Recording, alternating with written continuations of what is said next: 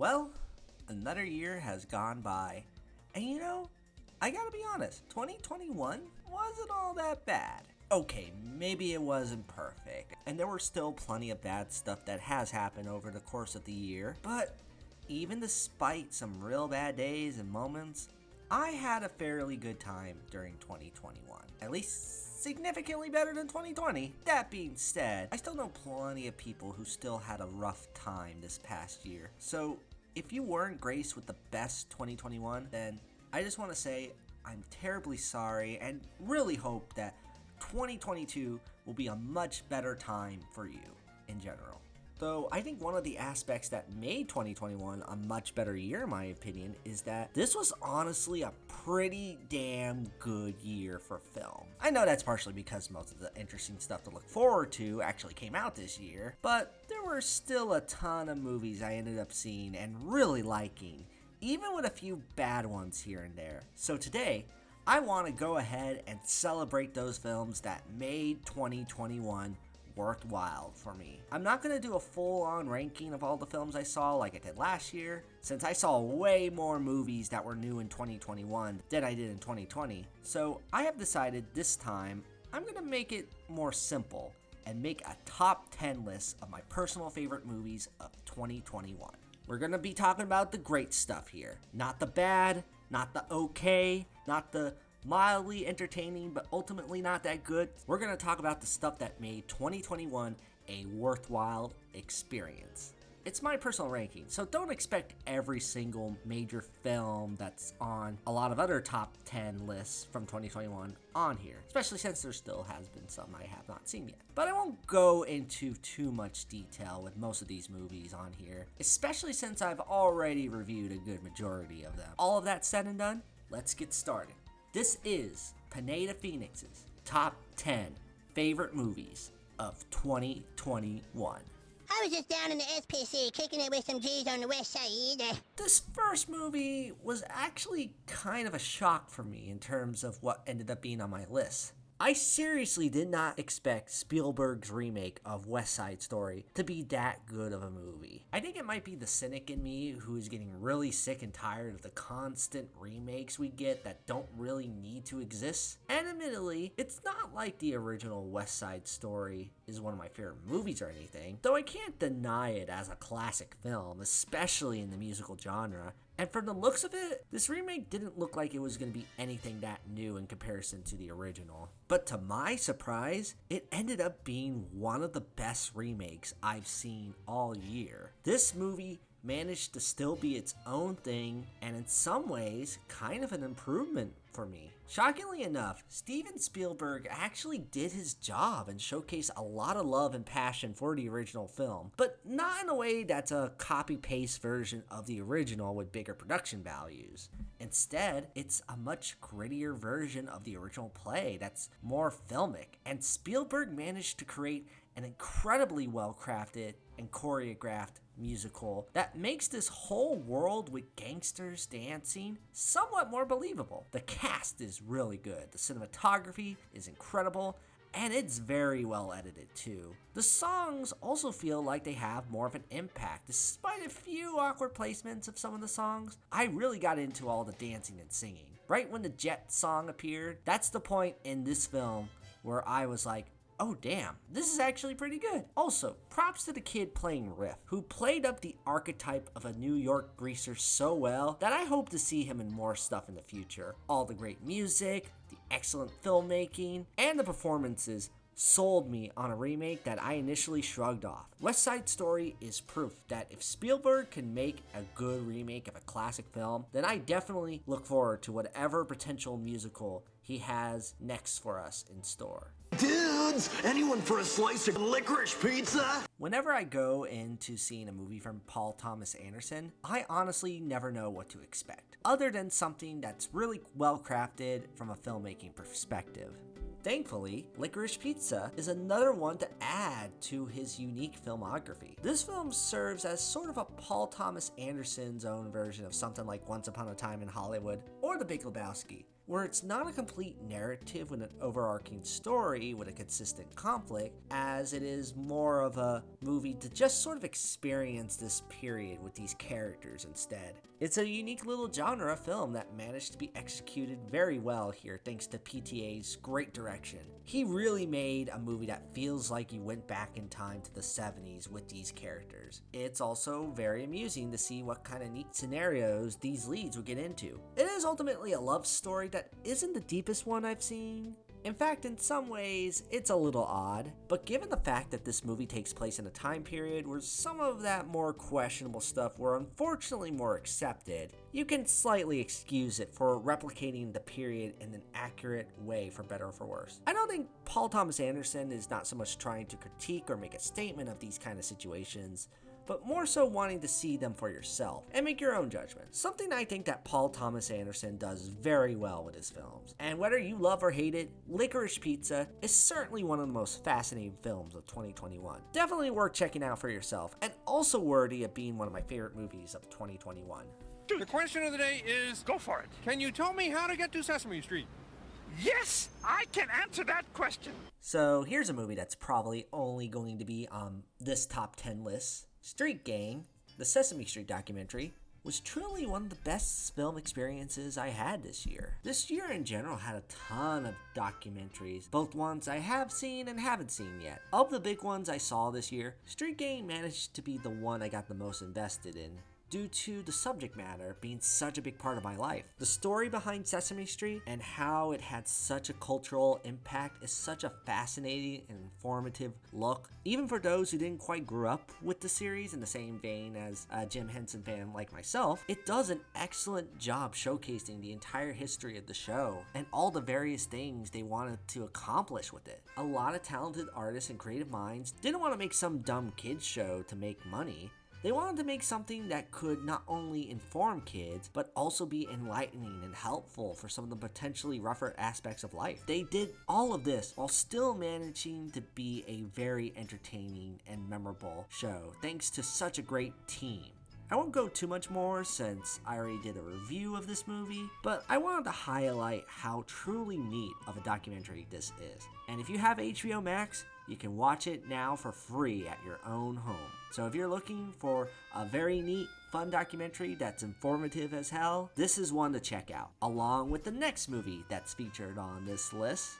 We are Sparks, dude.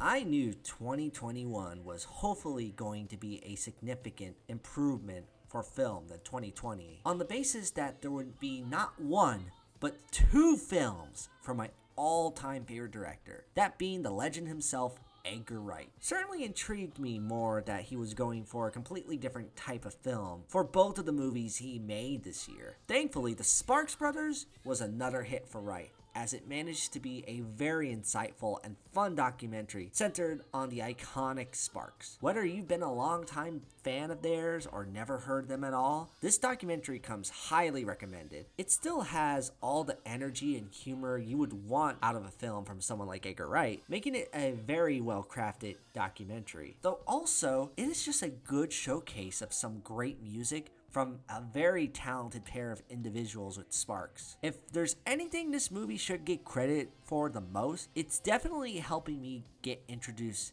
to a huge track list of unique and awesome songs to listen to. Hence why this documentary makes my list, and also is one to definitely check out. It's on Netflix if you have it, so definitely give it a watch just to experience the #1 songs in heaven.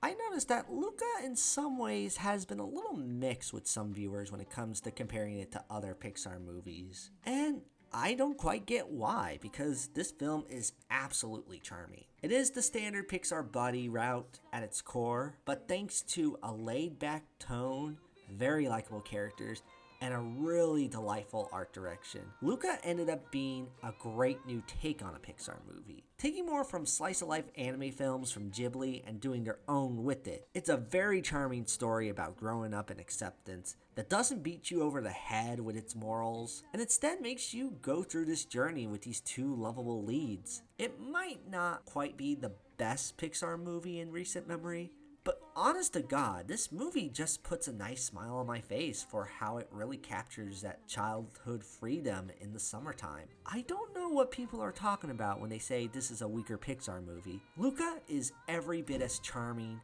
and lovable as any real good Pixar movie. Definitely deserves this spot on my favorite films of 2021. Step right up and behold one of the unexplained mysteries of the universe. Is he man or beast?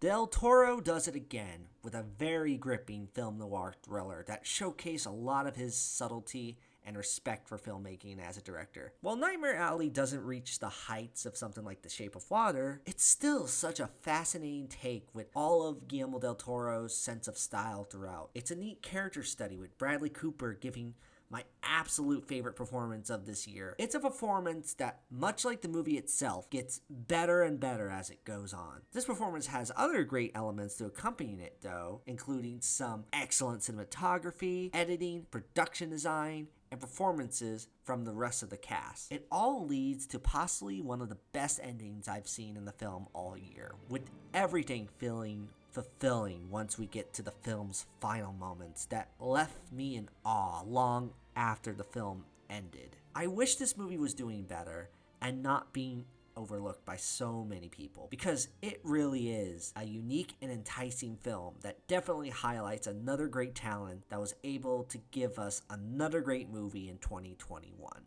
Behold, cinema! She's such a tramp. He's just a whore. His package so perfect.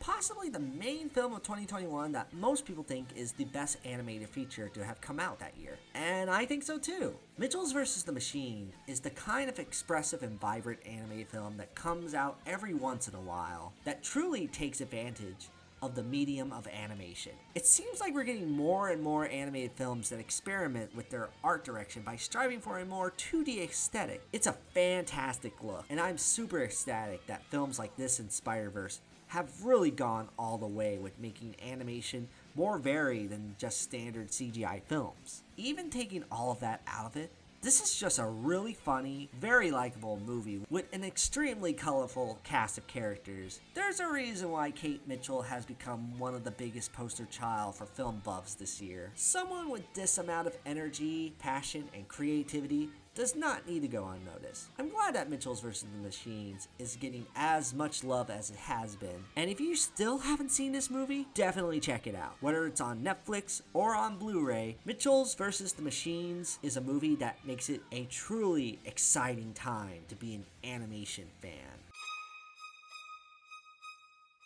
You're my world, you're every breath I take. You're my world, you're every move I make. Other eyes see the stars up in the skies. Despite the mixed reception it has gotten, Last Night in Soho was still one of the most noteworthy films I saw in 2021. Of course, it was already going to be, given that Edgar Wright was involved. And while this film has gotten a mixed reception, I honestly felt Last Night in Soho was an excellent, unique movie of Wright's filmography. Even despite a few minor story hiccups and some weird character choices, I was enthralled with this visual experience that tackled on nostalgia in such a way that both celebrates it and critiques it in a way that only Edgar Wright can pull off. It has all the makings of a neat 60s style horror film that even has some bonuses like an excellent soundtrack to complement the visuals and some fantastic performances from 3 very talented actresses. If there's anything I'm disappointed with, I'm mostly disappointed with the fact that this movie didn't get the attention it deserved. I know there's a pandemic, but sometimes it's discouraging when you see certain bigger movies still get a lot of attention in the mix of the very overlooked neat films that have come out. Still, with Last Night in Soho being more accessible on streaming and a recent Blu-ray release, there's still a chance for you to check out Edgar Wright's first foray into horror. Not only that, but it's a great first attempt at a horror film, being one of the most original movies I've seen in 2021, and definitely deserves a spot on this list. Next 10 years, he assembled a team of the best expatriate journalists of his time and transformed Picnic into the French Dispatch. 1 hour to press. You're fired. Really? Don't cry in my office.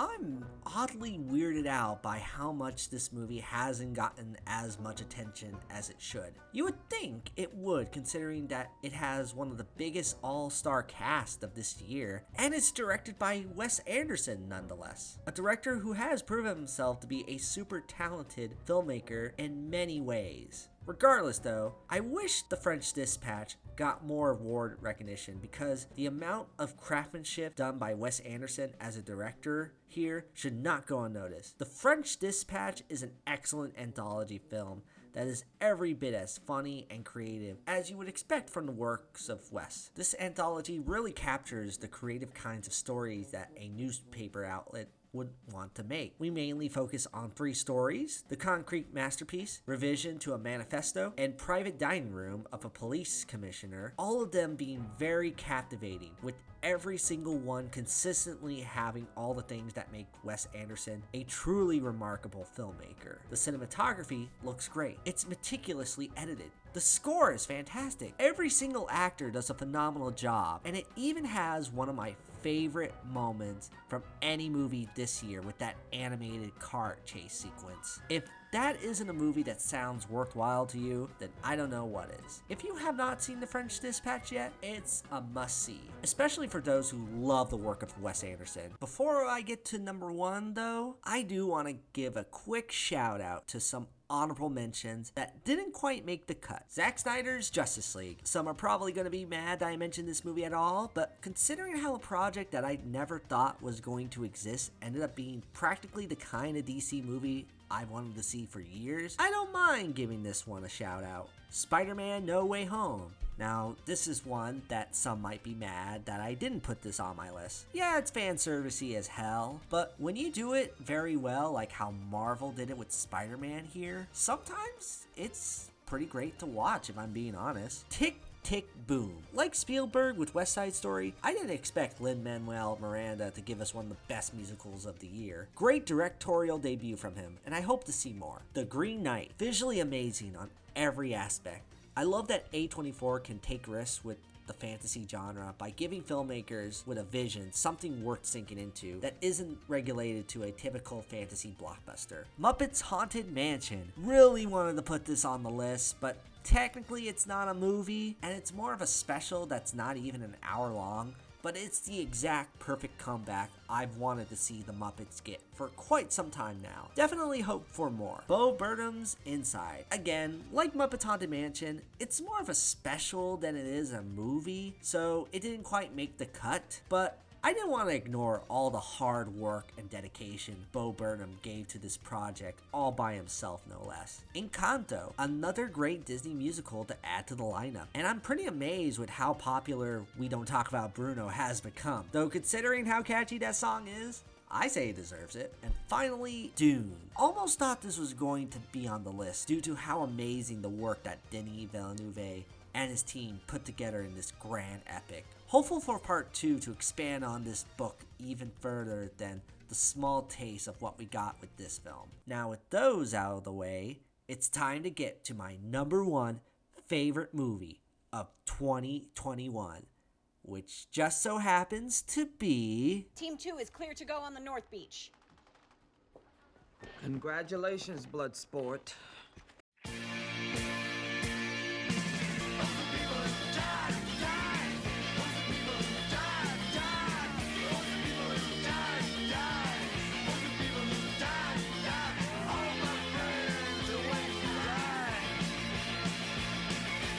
James Gunn's The Suicide Squad is my absolute favorite movie of 2021. As an avid supporter of DC and their films for a year now, I can tell you it hasn't always been easy being a fan when their films disappoint big time. Judging from the past decade or so, it definitely was a struggle, especially when you want to see a film of theirs prove the naysayers wrong, and that film doesn't even come close to what it should be. However, even despite the bad films they've done, I've stayed because I know deep down that there can be a DC film truly worthwhile. So you can imagine my excitement whenever a movie of theirs turns out not only to be better than expected, but pretty damn good too. The Suicide Squad makes me proud to be a fan of the DC Comics brand. This is not only a vast improvement and pretty much exactly the movie we should have gotten 5 years ago, but this is just everything I want in a movie packaged into one crazy awesome experience. A talented director having full creative control on a project?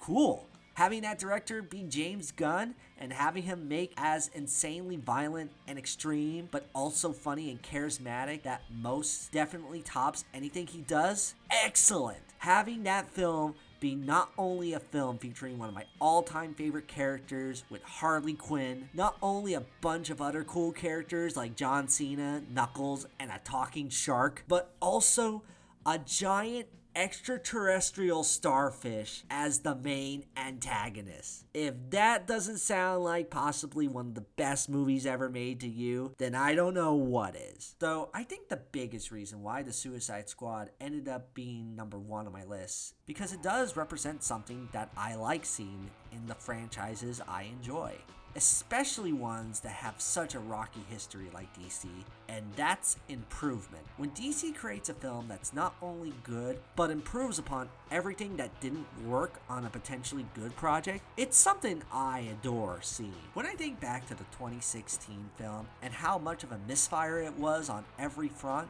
I became so much more thankful that someone actually came in, saw what was wrong, and essentially made it what it was supposed to be. The other recent good DC movies really show that things can improve. Even if it may take time and things are far from the best, improvement can happen and will happen for those who are determined to make it a reality. And that's how I feel about this year as a whole. Sure, you can pick apart and dwell on the negativity all you want, but what about appreciating the things that actually ended up making what was once bad much better, and maybe even good sometimes?